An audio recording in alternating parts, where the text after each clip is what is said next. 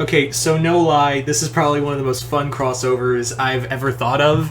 Just because of like how like it works, but like no, I don't know if anyone's thought of this before. And as you can see from the title, yeah, Batman and Shaft crossover, as in Shaft from the '70s movie, the '70s blaxploitation movie, which I really love. It's a I wouldn't say guilty pleasure. It's actually a really good movie. Like I don't think like anyone can call that a guilty pleasure. It's a really good movie, and like a microcosm of films of that era, like especially of that genre of films. It's the perfect microcosm of that. So, and it's actually done really well. Like when you think, you know, blaxploitation films, usually Shaft is the first one that comes to your mind, and with good reason. It's a really good action movie and a really good film in general.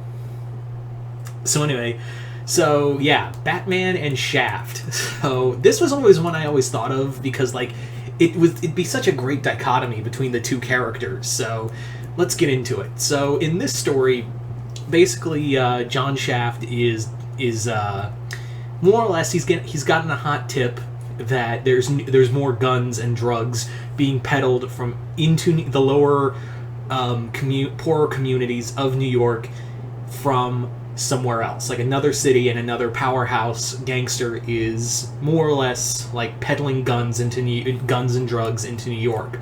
That person is Two-Face. That person is Harvey Dent, who's now gotten into the drug business because he sees how lucrative it is in the poorer districts of Manhattan and Harlem. So, and it also keeps him off the Batman's radar. So,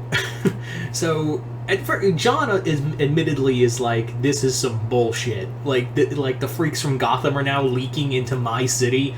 That is some straight bullshit. But of course, Batman is not too far away, and the two do encounter each other when Shaft is breaking into a nearby. Into one of the warehouses. So Shaft breaks in at the same time Batman does. The two fight because Batman makes the mistake of thinking Shaft is one of the guards there at the warehouse. And of course, Shaft brings this up as like, so you just thought that the black man was guarding the drugs, right? And Batman like immediately like is like, that was a really stupid mistake on my part, because he doesn't see the badge until they're busy fighting, and he notes. And this is also, if you're wondering, this is like a year 2 Batman. This is like a year 2 era Batman. So we still have like Two-Face is still new. This is like post Long Halloween, I guess you could say, and he's still like training Robin. He didn't bring Robin with him because he's not ready yet. So this is like a Batman who is still like learning the ropes, and he like and when he makes that mistake when he fights John his basically his detective license and his badge fall out during the fight, and Batman knows. He's like, oh, I'm a dick. And Shaft brings up like, you just assaulted a cop, man. Like, what's going on here? Like, you just assaulted a cop. Like, where do you get off, man? You just thought I was another brother holding up on these guns and drugs because he thought he'd pay, that freak you were following would pay me. Get your ass out of my face. So, of course, Shaft does not like Batman on a litany of reasons. So, at the same time, just so happens that Bruce Wayne is in New York for a charity ball for the lower classes of New York, like basically to help build like a youth program center for New York for underpoverished children in New York. And Shaft is also there because he's got some friends there, and they've invited him to show up. And Shaft is like talking to Bruce, and he's like, so look at here, another white man thinking he can fix the neighborhood that he helped destroy. You disgust me. And Bruce, like, this is a moment for Bruce because we always get this whole thing of, like, Bruce always throws these charities and whatnot, but he never really, like, sticks around to make sure they work, or he could do so much with this money, and yet he's just, he's basically, like, Shaft tells him, you're basically treating these kids' lives as a tax write-off. He doesn't believe that Batman, like, Bruce's, like charity is like 100% legit. Like he does not believe this is like a legit thing Bruce is doing for him or the children. He just thinks you're just playing the white savior card, man. And that's the same thing he tells Batman the other night. Like the next night they run into each other, and he tells him like, "Look, man, you are just some cape and cow cracker as far as I'm concerned."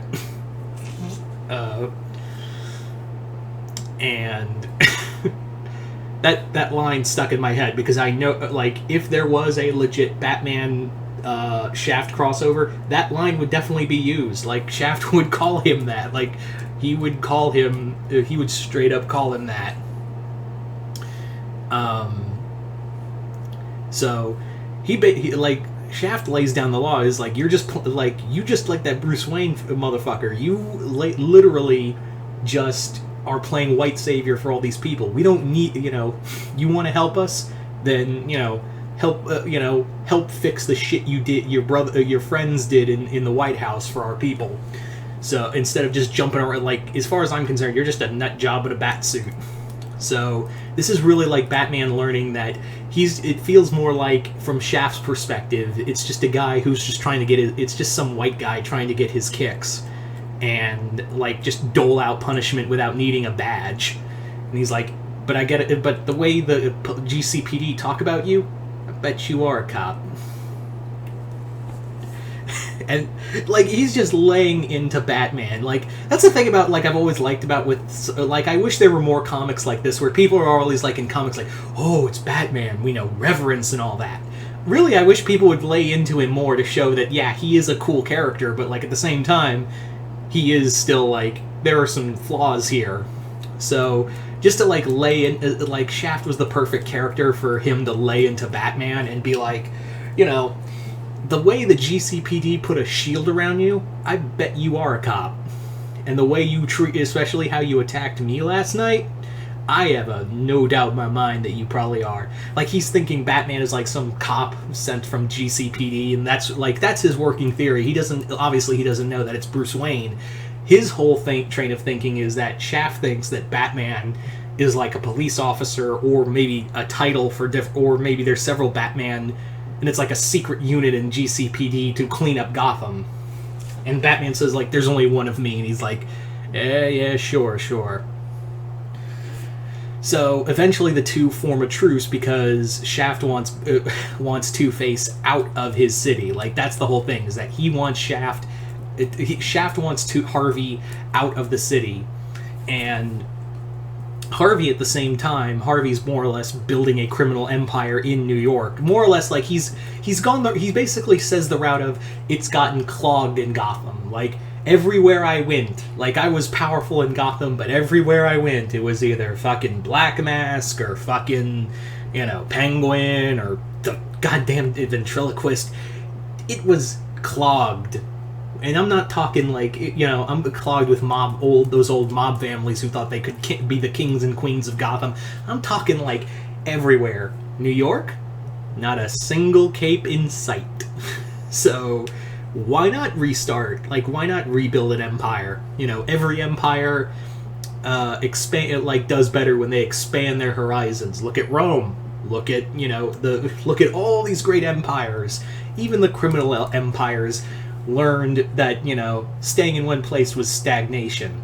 So I'm going to expand here. And maybe I'll, like, Chicago, LA, like, this is Manifest Destiny I'm talking about.